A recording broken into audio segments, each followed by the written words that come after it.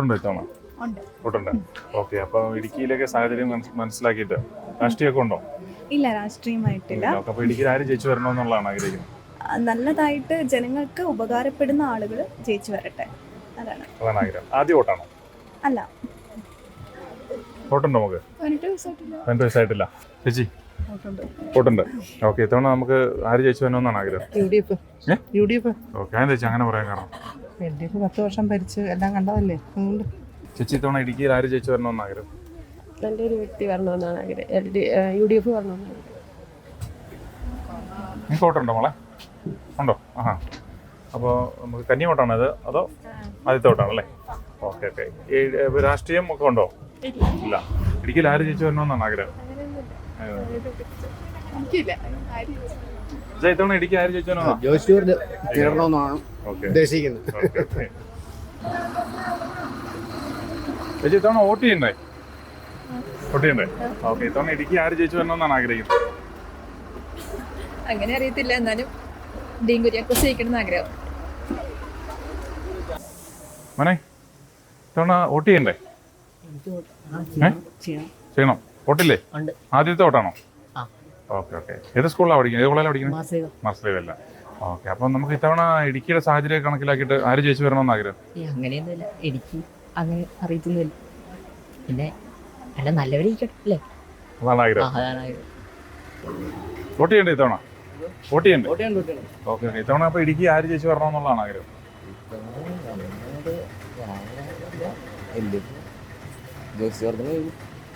ആണ് അഭിപ്രായം അല്ലേ? ഇത്തവണ ഇടുക്കി ആര് ജയിച്ചു വരണമെന്നാണ് ആഗ്രഹം? ഇടുക്കി ജോയ്സ് ജോർജ് ജയിക്കും.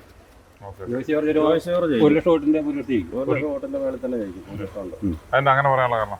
പുള്ളി നല്ല കാര്യങ്ങൾ ചെയ്തിട്ടുണ്ടല്ലോ, ഒരുപാട് കാര്യങ്ങൾ വികസനങ്ങൾ ഒരുപാട് നടത്തിയിട്ടുണ്ടല്ലോ പുള്ളി. അതുകൊണ്ട് പുള്ളിയുടെ 5 വർഷക്കാലം നല്ല വികസന പ്രവർത്തനങ്ങളായിരുന്നു. ടിൻ കുര്യാക്കോസിന്റെ ഭരണകാലത്ത് ഇവിടെ ഒരു വികസന പ്രവർത്തനം വാത്തിക്കുടി പഞ്ചായത്തിന് വന്നിട്ടില്ല. വോട്ട് ചെയ്യണ്ടേ? Okay okay. ഇത്തവണ ഇടുക്കിയിലെ സാഹചര്യങ്ങളൊക്കെ എങ്ങനെയായിരിക്കും? ആര് ജയിച്ചു വരണമെന്നാണ് ആഗ്രഹിക്കുന്നത്?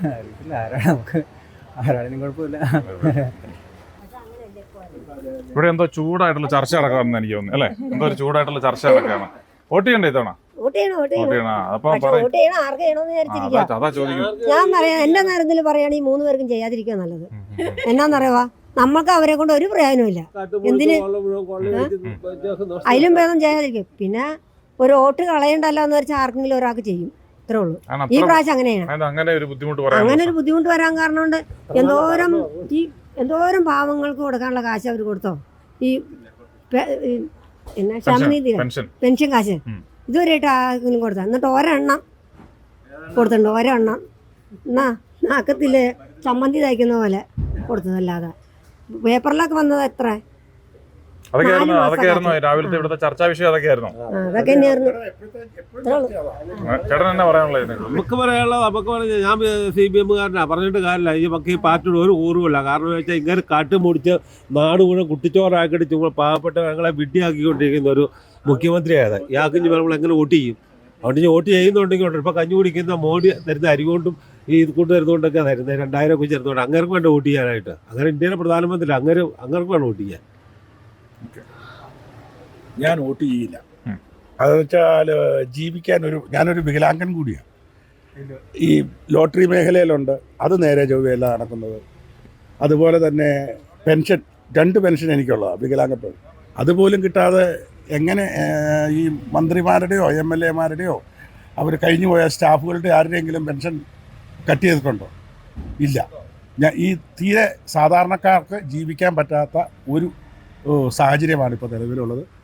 അതുകൊണ്ട് വോട്ട് ചെയ്യുന്നില്ല. ആർക്ക് വോട്ട് ചെയ്തിട്ട് വിശേഷമില്ലെന്നാണ് എനിക്ക് തോന്നുന്നത്. സ്വന്തം അധ്വാനിക്കുക, ജീവിക്കുക, അതാ ഇപ്പോൾ തീരുമാനിച്ചിരിക്കുന്നത്.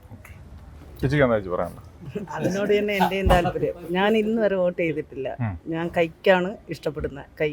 പക്ഷേ ഇതുവരെ വോട്ട് ചെയ്തിട്ടില്ല, വോട്ട് ചെയ്യില്ല. ഞാൻ കഷ്ടപ്പെട്ട്, ഞാനും രോഗിയാണ്, വയറിൽ മുഴയൊക്കെ ഉള്ളതാണ്. ഒരു മാസം 2000 രൂപ എനിക്ക് മരുന്നിന് വേണം. വീടില്ല, സ്ഥലമില്ല, വാടകയ്ക്കാണ് താമസിക്കുന്നത്. ഇപ്പോൾ വാടക വീട് 6000-7000 രൂപ വീടിന് അതെടുക്കാൻ പറ്റുന്നില്ല. പഞ്ചായത്തിൻ്റെ ഒരു സഹായത്താൽ ഇവിടെ തന്നെയാണ് ഞാൻ താമസിക്കുന്നത്. ബാത്റൂമിൻ്റെ ടോയ്ലറ്റും എടുത്തിട്ട് അതുകൊണ്ടുള്ള മാർഗ്ഗം ഡെയിലി ഒരു ബുക്ക് വയ്ക്കും. അതുകൊണ്ടുള്ള മരുന്നിന് പോലും എനിക്കത് കിട്ടില്ല. നിങ്ങൾക്കറിയാമല്ലോ. അതുകൊണ്ട് ഞാൻ ആർക്കും വോട്ട് ചെയ്യില്ല. നമ്മളെ ഉപദ്രവിക്കരുത്. നമ്മൾ വേല ചെയ്യുകയാണെങ്കിൽ മാത്രമേ നമുക്ക് ജീവിക്കാൻ പറ്റുന്നുള്ളൂ. റേഷൻ അരി 4 കിലോ അരി കിട്ടും ഫ്രീ ആയിട്ട്, അത് മാത്രമേ ഉള്ളൂ എൻ്റെ ജീവിതം. അത് മാത്രം കിട്ടുന്നുണ്ട്. ബാക്കി ഞാൻ തന്നെ സ്വന്തമായിട്ട് അധ്വാനിച്ച് ജീവിക്കുന്നു ഇത്രയും കാലമായിട്ട്. വയറിൽ മുഴയുണ്ട്, തൈറോയിഡുണ്ട്, ഷുഗറുണ്ട്, പ്രഷറുണ്ട്, ഇതിനെല്ലാം മരുന്ന് കഴിച്ചുകൊണ്ടിരിക്കുന്ന ആളാണ് ഞാൻ. ഇപ്പോഴൊന്നുമല്ല, 99 മുതൽ വയറിൻ്റെ പ്രശ്നം, നടുവിന് ഡിസ്ക് പ്രശ്നം, എല്ലാ പ്രശ്നമാണ്. ഇതെല്ലാം കൊണ്ട് മൈഗ്രെയിൻ, ഇത്രയും പ്രശ്നങ്ങളൊക്കെ ഉള്ള ആളാണ് ഞാൻ. കണ്ടാൽ പറയില്ല, അങ്ങനെ ജീവിച്ചു പോകുന്നുണ്ട്. കുഴപ്പമില്ല. എന്നാ പറയാനുള്ളേ? വോട്ട് ചെയ്യണ്ടേ? വോട്ട് ചെയ്യണം. വോട്ട് ചെയ്യണം. ഇവരെല്ലാം പറഞ്ഞതിൽ നിന്ന് വ്യത്യസ്തമായ ഒരു അഭിപ്രായം ആയിക്കോട്ടെ അല്ലേ? ഞങ്ങൾക്ക് വോട്ട് ചെയ്യുന്ന താല്പര്യം കുറവാണ്. എന്നാലും സന്തോഷമാണെങ്കിൽ കിടപ്പ് രോഗിയായതായിരുന്നു. അത് കഴിഞ്ഞ് ഇപ്പം ഏറ്റു നടക്കാൻ തുടങ്ങിയത് അക്ഷയന് കിഡ്നിക്കെല്ലാം പ്രശ്നമുള്ളതാ. ലോട്ടറിയും കൊണ്ടാണ് വിറ്റാണ് ജീവിതം മുന്നോട്ട് പോണത്. ലോട്ടറിക്കാർക്ക് കിട്ടേണ്ട ഒന്നും കിട്ടുന്നില്ലല്ലോ, നമുക്കൊരു പ്രൈസ് പോലും കിട്ടുന്നില്ല, ഒരു കാര്യമില്ല.